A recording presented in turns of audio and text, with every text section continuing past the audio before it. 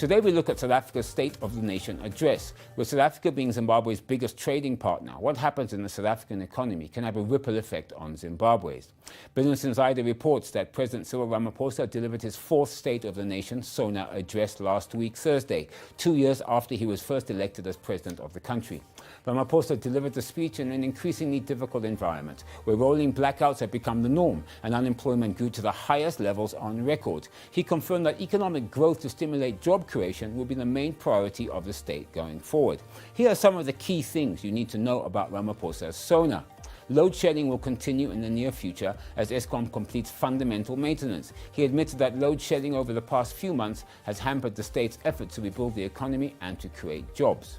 A social compact will be established to save Eskom, following a new proposal from COSATU, which wants the Public Investment Corporation to take over some of Eskom debt. Ramaphosa said that unions, business, community organizations and government have been meeting at NEDLAC over the past 2 weeks to agree on the principles of a social compact on electricity. Measures to be introduced to cut public sector spending. Ramaphosa said Finance Minister Tito Mboweni will outline a series of measures to reduce public sector spending and improve its composition during the budget speech in 2 weeks' time. Sovereign Wealth Fund and State Bank to be established. In line with the ruling African National Congress's 2019 election promises, Ramaphosa said South Africa will establish a sovereign wealth fund or investment fund as a means to preserve and grow the national endowment of our nation. Mboweni's economic reform plan to be implemented. Finance Minister Tito Mboweni's far-reaching economic reform measures contained in the National Treasury's Economic Transformation, Inclusive Growth and Competitiveness paper will be implemented, Ramaphosa said.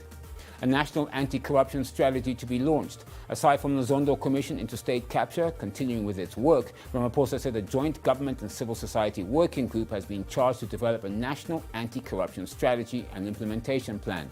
He said the strategy will be launched by the middle of the year. Infrastructure projects over 700 billion rand over 10 years to be built. Ramaphosa said the fund had finalized a list of shovel-ready projects worth over 700 billion rand in the next 10 years, which will be funded from both government and non-government contributions. He also said that 37,000 rental apartments for low-income households, which could leverage as much as 9 billion rand of private investment, will start construction this year. Funding 1,000 young entrepreneurs in the next 100 days. Starting this week, Ramaphosa said the National Youth Development Agency and the Department of Small Business Development will provide grant funding and business support to 1,000 young entrepreneurs in the next 100 days.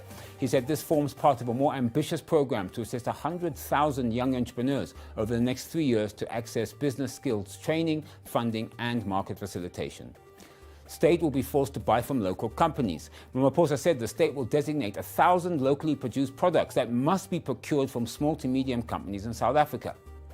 Free data for South Africans. Ramaphosa said competition authorities are working on a resolution to force mobile operators to enact deep cuts to data prices across prepaid monthly bundles. 700,000 hectares of state-owned land to be released for agriculture production in 2020 was another issue. The government also stands ready following the completion of the parliamentary process to amend Section 25 of the Constitution to table an expropriation bill that outlines the circumstances under which expropriation of land without compensation will be permissible, he said. Cannabis production. The president said the state will open up and regulate the commercial use of hemp products in 2020 to provide opportunities for small-scale farmers. Ministers to sign performance agreements. President Ramaphosa said to strengthen the capacity of the state and increase accountability, he will be signing performance agreements with all ministers before the end of February. Now, reaction to President Cyril Ramaphosa's State of the Nation SONA has been less than enthusiastic. Markets are not looking for inspired platitudes, but about hope for the future. They have been waiting for actual solutions to problems like high unemployment, low economic growth, failing state companies, and policy uncertainty.